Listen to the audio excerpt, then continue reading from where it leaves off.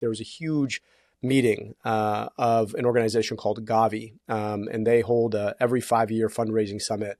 GAVI, of course, is an organization whose big goal it is to vaccinate folks in some of the lowest income parts of the world. And in the middle of that meeting, RFK Jr.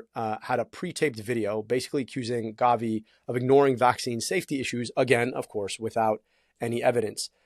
As we think about this, right, what that means for folks, in places like sub-Saharan Africa, in places in Southeast Asia, that means that you're going to have a lot of kids who are going to go without vaccines who otherwise would have gotten them and would have lived from diseases that they otherwise will die of.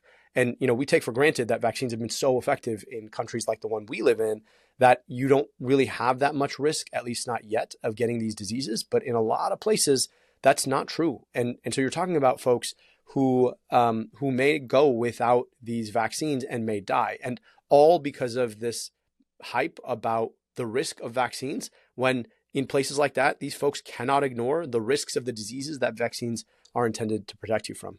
Yeah, it's clearly just the next stage of RFK Jr.'s like global anti-vaccine crusade, honestly. Like you said, Gavi, they have vaccinated over 1 billion children and help vaccinate right now half of the world's children. It is one of the most successful public health collaborations in history.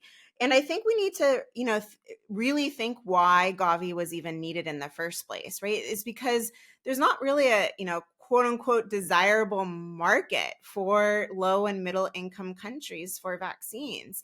And so what Gavi does is fills in this market failure by buying vaccines in bulk, and taking that funding away based on falsehoods, not even based on like efficiency or saving money or whatever we've heard of the past couple of months. That is also flawed. Is I mean, shocking.